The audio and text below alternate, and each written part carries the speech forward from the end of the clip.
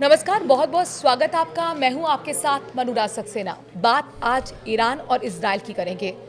अमेरिकी खुफिया एजेंसियों के जरिए ये जानकारी मिल रही है कि इजराइल अब पूरी तरह से मूड में आ गया है कि ईरान के परमाणु ठिकानों पर हमला करे।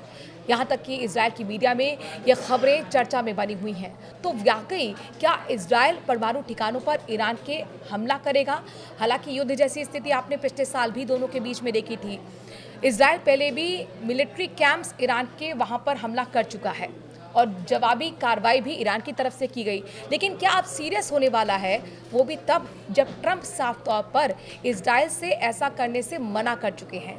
तो ऐसे में अब समझना ये होगा कि क्या ट्रंप को साइड करते हुए, उनकी सलाह को दरकिनार करते हुए इजराइल वाकई ईरान के परमाणु ठिकानों पर हमला करने वाला है। और इस पर बातचीत करने के लिए हमारे साथ वरिष्ठ सहयोगी जुड़े हुए हैं। अंशुल जी, बहुत बहुत स्वागत है आपका।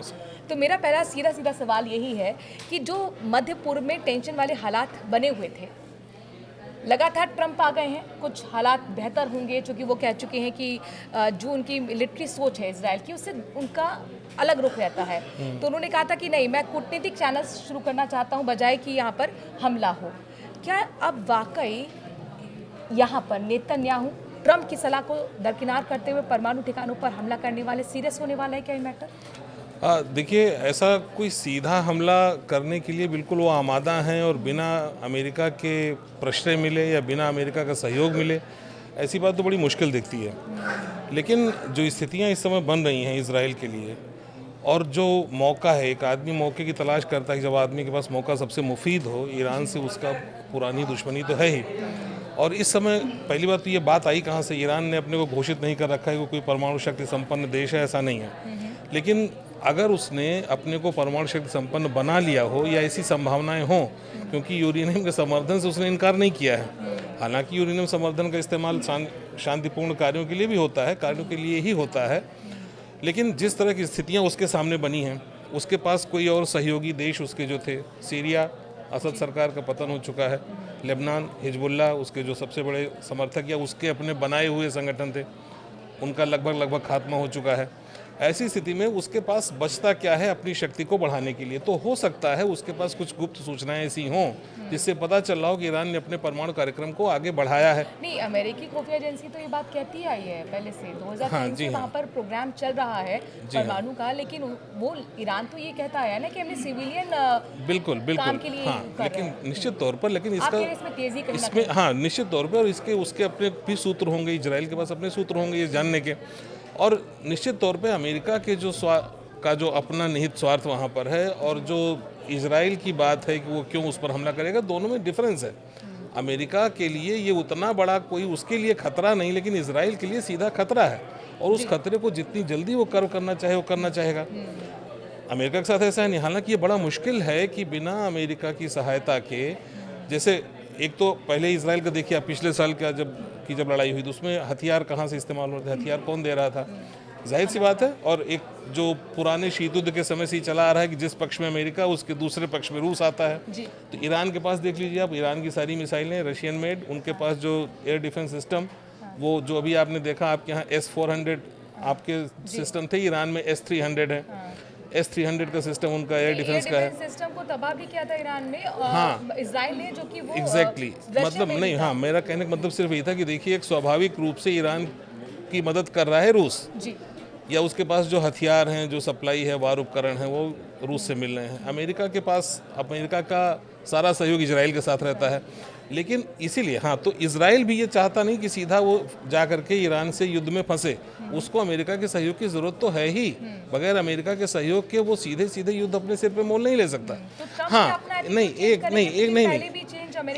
एक चीज़ हाँ ऐसा हो सकता है कि अगर अमेरिका ने अपना रुख नहीं बदला और वो इस जिद पे अड़े रहे कि नहीं, युद्ध नहीं होना है, तो ये भी हो सकता है कि इजराइल थोड़ा लिमिटेड अटैक करे, जिस तरह से जैसे भारत ने भी किया अटैक, ये फुल फ्लेजेड वार ना हो करके, और उसके बहुत लिमिटेड स्ट्राइक, एग्जैक्टली।